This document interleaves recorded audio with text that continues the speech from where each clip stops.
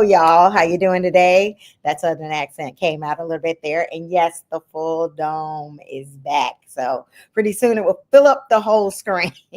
But at any rate, I am Stephanie Van Mark of Stephanie Creates, and I'm a small business owner.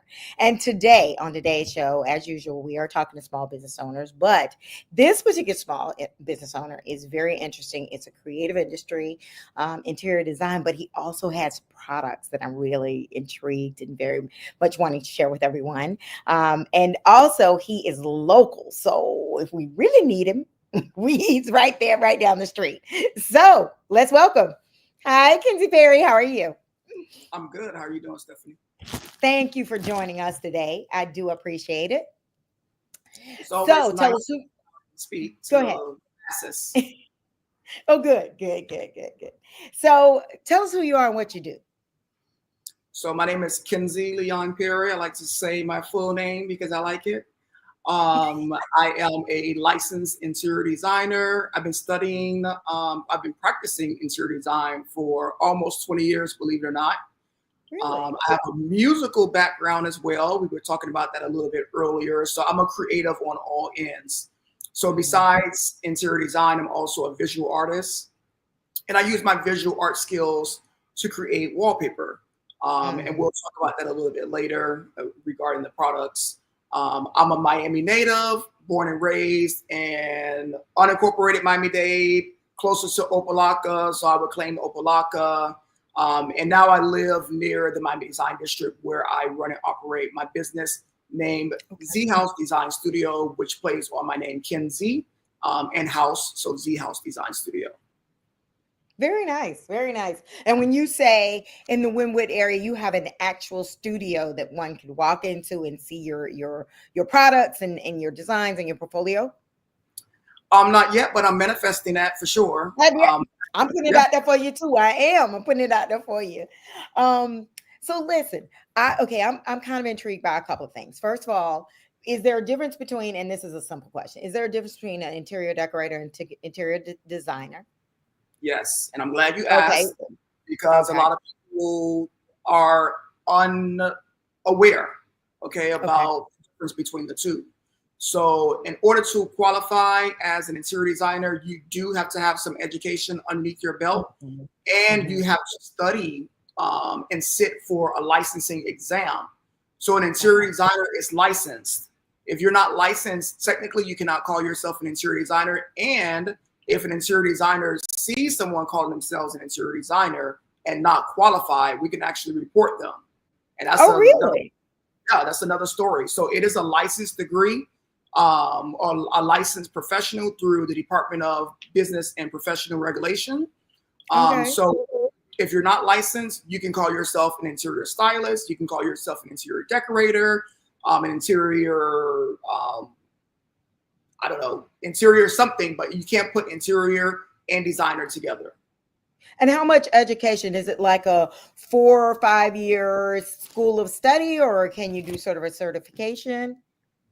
So that's another good question. And I'm educating people now because there might be people interested in becoming an interior designer. So you can you can get a 2-year degree in associates. And in order to be licensed, you have to sit under a licensed designer for 4 years. So you need 6 years of education and apprenticeship, or you can go to school for 4 years and get your bachelor's and sit under an interior designer for 2 years. Okay. So either way, it's 6 years. It's just whatever the configuration is. Right. Okay. And what is the benefit of licensing versus is it that you are able to charge more, or you're able to work for larger companies? Like what is the licensing do for you that, it affirms your qualifications. Okay. Affirms your qualifications. It lets people know that you have went through rigorous training. Also being licensed, we're required to do continuing education units every year. Okay. So we have to make sure that we are on target when it comes to changes in policies, whether it's for ADA, Americans with Disability Act, or when it comes to like permitting, the building code. That's what I'm looking Okay. for. Okay. Yeah, that Right. makes sense. That makes sense. So when Okay. it's really about designing is really about the well-being of the people that are in your space. So you want to Okay. make sure you have adequate distance between doors so that if there's a fire, you can escape, and what kind of wall you're using so that the fire slows down from room to room. It's very technical. Okay. Yeah. Okay. Yeah, there is a lot more to it than what I imagined there was going on. Which we have been able to see a little bit in your work because you're doing some work here in Overtown. In Yes. a facility. If you'd like to kind of share very quickly a little bit about that. I haven't seen, he's starting now. We've seen the plans, but now we're waiting to see it come into fruition. How, are those the kinds of things when you're thinking about the plan that you really have to really think through? It's an older building. What are we doing? How are we planning this? And we're meeting all these codes. Yeah, so I'm excited about the project that I've been hired for.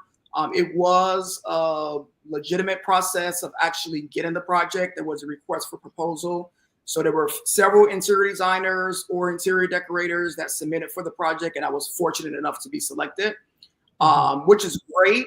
I had the name of the project is Overtown Corner. It's also will be referred to as Heritage Corner. It goes back and forth depending on who you speak with.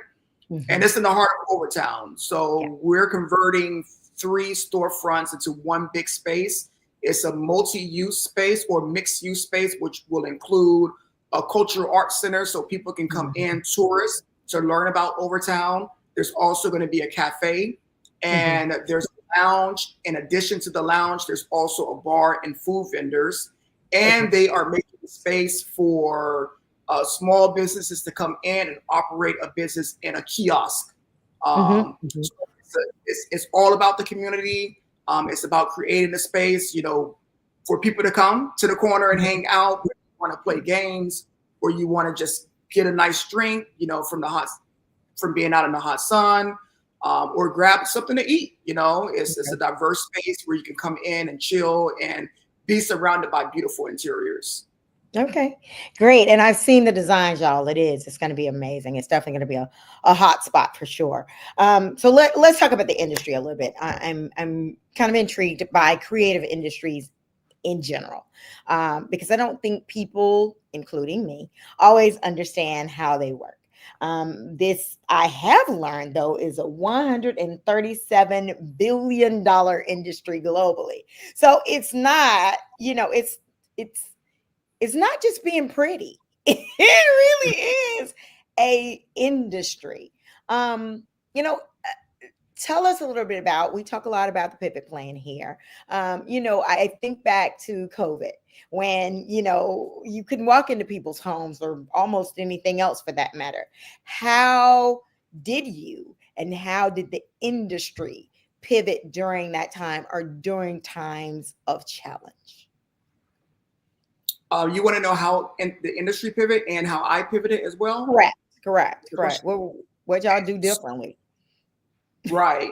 So for me personally, COVID was, I like to say, a blessing, a cursing, a blessing and a curse, because it really did push me on the edge to do what I have been craving to do for a long time. And I will say that I've had friends to encourage me to start the business full time. So it was at that time where I actually was transitioning from one design firm back to a firm that I used to work at. And 1 week later, they said, you have to go home. So I'm home and I don't have to go back to work, in hindsight, until November. And I had friends of mine who were also vendors at the company that I had worked for invited me to design their home. So I did, and it went well. And I thought it's either going to be now or later. Time is not promised to anyone. And I literally stepped out on faith, and it was scary. It was scary to think, where is the next paycheck going to come from? Yes. Will I be able to sustain my lifestyle and my home, my property, and still have money to eat? Right. And And when it came to the industry pivoting, of course, people began to spend more time in their homes. I've always saw my home as a sanctuary, but now the home is more than just a place where you sleep. It's a place where you educate, a place where you work, a place where you eat, where you entertain. So it's all about the flexibility of the space and making it even more of a sanctuary that is multi-diversified to accommodate all needs. So it has become I would say, a more heavily residential based kind of era, still incorporates the workspace inside of it. Now, how do you market? Because I mean, to your point, when I think of interior design, especially in the home, that's maybe a bit of a luxury expense. So, there's probably got to be a very targeted and effective marketing strategy to your point, to really be able to meet your revenue goals. How are you able, I mean, who do you market to? How do you market to them? And what's the thing that is helping you make the most connection and the most revenue? It's a combination of a lot of different things. Again, when you're starting a business, especially from scratch, it's really, like they say, faking it until you make it, really and truly. And my primary marketing strategy at the time was Instagram. I was on Instagram a lot, marketing my products, marketing my business. And I did get a few jobs from there. It did pay off. I'm not as active. I don't post every day anymore. Some of the business has come from word of mouth. So I've been very active in the interior design industry. I serve on the board at FIU for the interior architecture department, and we raise scholarships. So people know me in the community, and then when I do work for others, then they refer me. Okay. So I'm very fortunate that way. Other marketing, I've most recently joined the Miami-Dade Chamber of Commerce. Okay. So, and I put myself out there. It's really all about the networking, honestly. Different things work for different people. I realize the more I get out, the more people I meet, the more I spread the word, the more my business is visible. So I would say in-person networking, marketing is a great strategy. Instagram is also a great strategy, but I wouldn't rely on that entirely. And then sometimes cold emails to other designers to market the wallpaper and products that I sell. Okay. So let's talk about your wallpaper, because that's the thing I'm actually most intrigued by. It is an actual tangible product. I'm assuming the interior design came first and then the wallpaper as a result. Why wallpaper? Why did you all of a sudden decide this is the product? Because I mean, is wallpaper even, as highly utilized as it was in the past? That's a step out on faith for sure. Yeah, wallpaper is definitely heavily used. It's a big market right now. Okay. There's so many print-on-demand wallpaper companies, or companies where you can buy varying types of wallpaper, such as peel and stick. So you're not committed to the wallpaper being there permanently. And then you can do permanent applications like vinyl or grass cloth, pebble finish. So wallpaper came to mind because I wanted to diversify, first of all. Okay. Right. It's all about diversification so that you can be profitable. And what happened was I actually painted a mural in my home, which is very similar to the artwork that I'm pointing at here. And I decided to convert it to a wallpaper. I just wanted to explore it and see, if it was something that people would be interested in.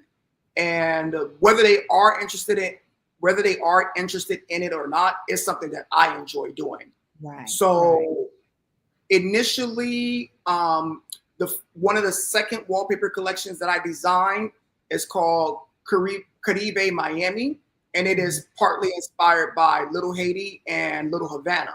So that wallpaper actually has chickens in it, and it's called Yardbird because the area that I live in, I'm on the cusp of Little Haiti and also the Miami Design District. I'm actually in Buena Vista, and we have Okay. chickens literally roaming the We do streets. too. We do too. We do too. And you I'm see, from Georgia and I'm not seeing this many chickens. yeah. And when you go to Little Havana, you see the chicken statues on the side of the road. Okay, okay. Yeah. Yeah. So I usually like to take walks when I need a break. And this particular day, I was out and I saw the chickens, and I thought maybe I should do something to honor these chickens because they're always here. I can't get rid of them. How do I celebrate them? You know, so I brought them into the artistry of the wallpaper. Mm-hmm. So ultimately, when it comes to the wallpaper, we spoke about this briefly off camera. My goal is to design a wallpaper representing every Black or Afro-Caribbean neighborhood in Miami. And I'm blessed that right now I'm working on the Overtown project because it's pushed me to advance the wallpaper for Overtown. Okay, good. Because when I heard about you, actually, Latoya was like, I know a gentleman that's done wallpaper for Overtown. I was like, I definitely got to interview him because that's my little home. That's where I live. Okay. So I'm intrigued by, and I've said this, I say this all the time to the audience. I'm intrigued by those who have the guts to manufacture because it's not for the faint of heart. You have to have physical, tangible dollars to put into that kind of product. How do you start the process of saying one day I want to do some wallpapering? I'm sure you are doing the designs, but are you doing the actual print, like you said, on, with the stick and people or, whatever that process is? Or do you have to contract that service out? Like, how does all that come to play? And do you buy it up? Do you buy it up front and it sits in your storage, or wait until somebody orders it? Like, those are the questions I have.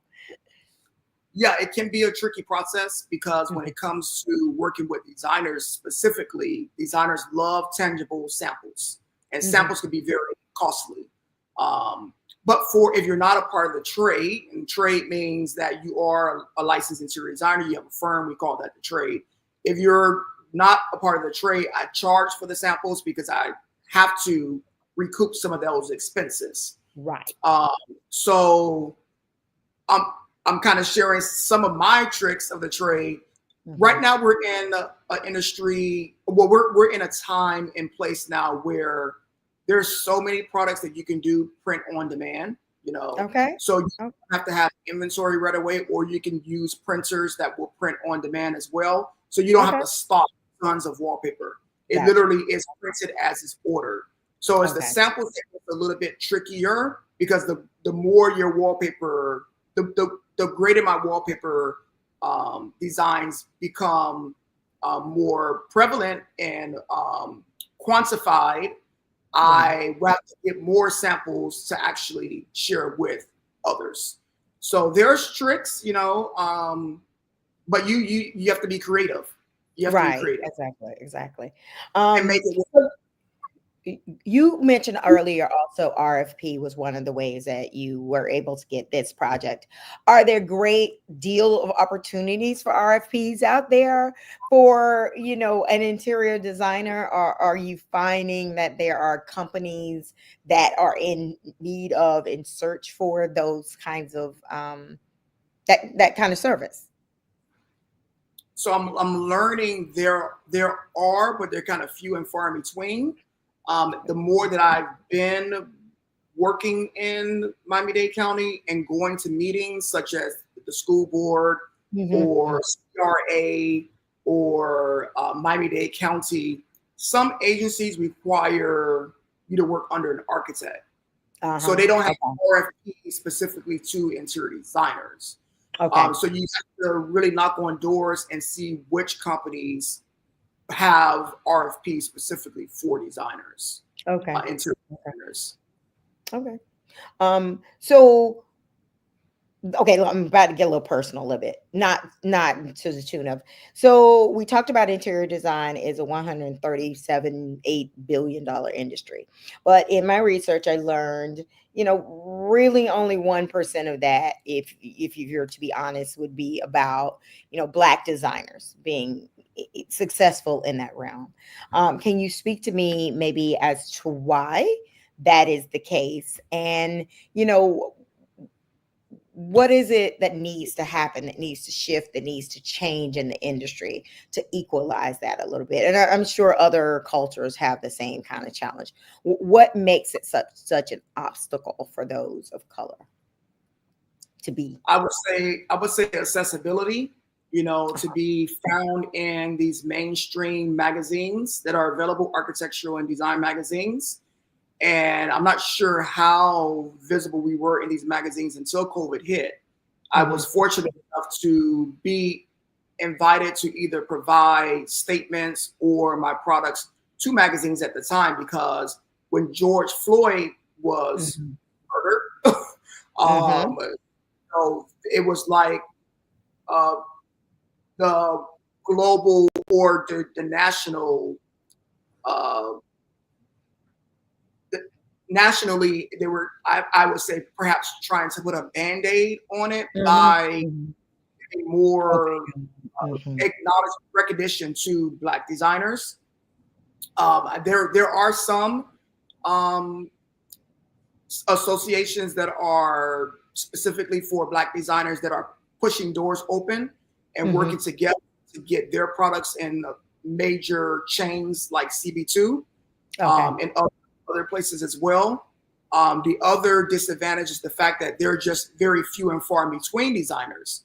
So I also teach a interior design course for high school students. It's called Design Your World, and we are bringing in minority, underprivileged students to FIU for a 2-week program where we educate them and introduce them to interior design and Okay. let them know who are BIPOC, Black and brown people that design, and your voice matters.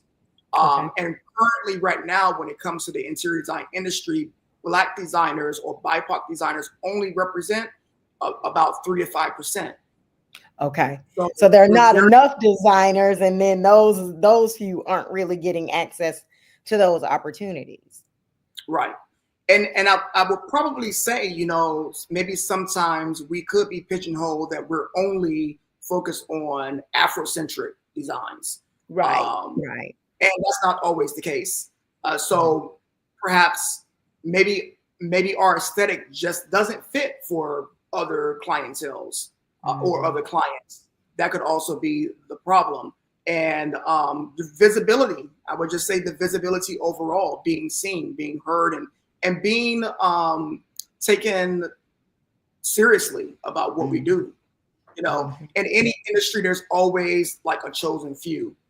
And I was Right. looking at yeah, I was looking at another YouTube interview with some actors, and they were talking about the same, how it's very difficult for Black and brown people to have the same privilege and access to budgets, Mhm. finances, visibility, accessibility in magazines, in the media, to be seen, heard, and recognized. So we have a long road to go, and I'm We glad I'm a do. part of it. Yeah, We do. to to pave So the when I way. look back also at the 138 billion, what what are the products? What is that actually, do you feel like that's just interior design, or is that products like you're saying, wallpaper, all of the, if you think about the Home Depots and those of us who think we might be able to do a little bit of construction with, for me it's pretty much just paint.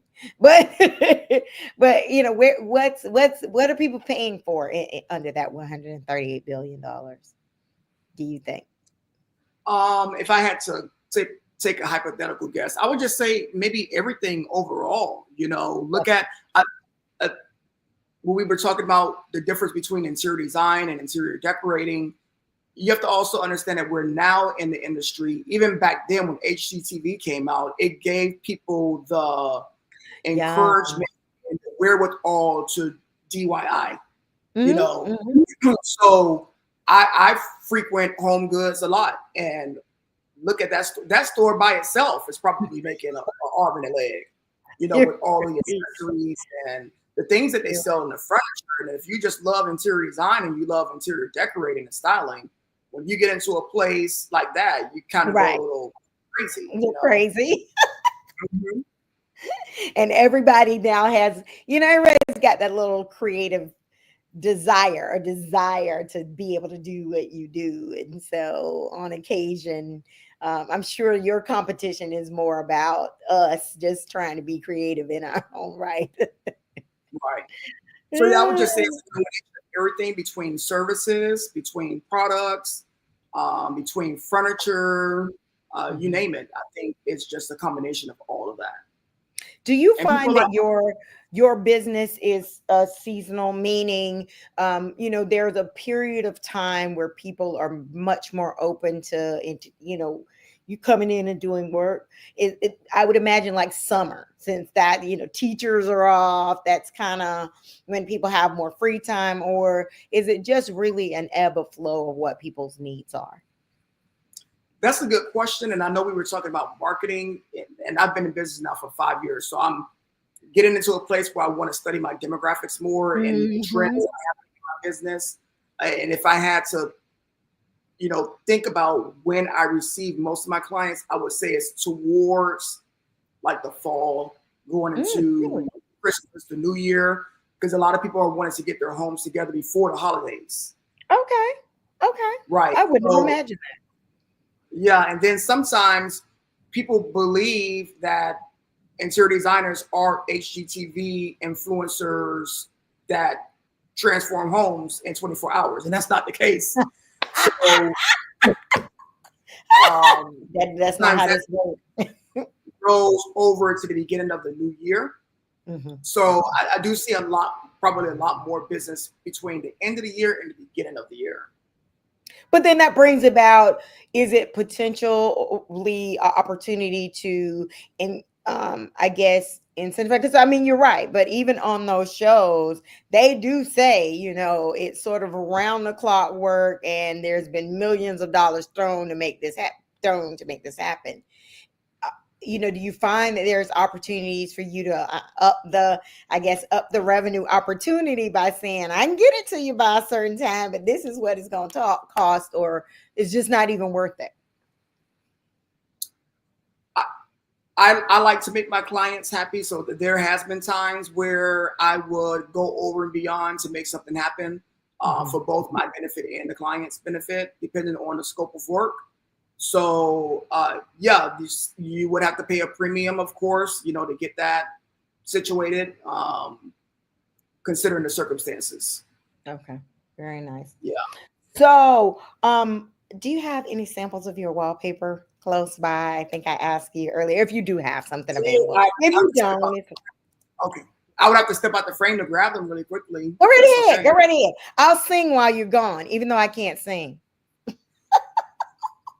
Okay, everybody. It's very exciting. I asked him to show us some samples of his wallpaper because I've seen them on his website, but I think it's such a cool thing when somebody's able to come up with an idea like that and execute it and make it happen and be successful at it. So, because it takes guts, it just takes let out guts that I don't have. I have had the good fortune of interviewing several people here who are in the manufacturing business, and it's a definitely different industry for sure. When you've got guts to invest in something like that, I was just telling everybody I don't have the guts to invest in anything that you have to manufacture because it's like that's a true leap of faith right there. I don't have the guts. I don't have the guts. Right. So go ahead. I'll open the floor to you. Okay, so this is a wallpaper that I designed. It's a small, well, not that small. It's actually turned the wrong way. This is called Human Nature, and you can see that there are people here, but rather than having, Oh, that's cool. rather than Let me try to see if I this, can make you bigger. Hold on. Let me see if I can make you bigger. Nope. That didn't work. Nope. That didn't work. Nope. That didn't work. Why don't I go back to where I was? Wait. Hold on. Okay. Let's go oh, back to here because I was messing up. Go ahead. That's so really cool, actually. this is called Human I like Nature. that. People and made them plants essentially. Very nice. So I there was really a like. section that I worked on called People and Plants. And it was me essentially stating that, people and plants share the same sensibilities. We need air, we need water. We come from dust to dust, ashes to ashes. Plants are also from the ground, from the earth. So it's me just bridging that connection between people and plants are the same, Do you do the drawings? Yes.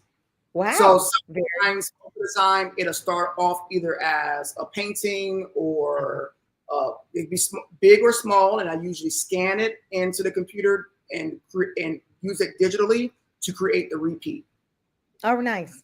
Very nice. So that particular wallpaper consists of 3 different paintings that I merged together. Very nice. So the painting that's behind me, I call that Tropic Art Nouveau.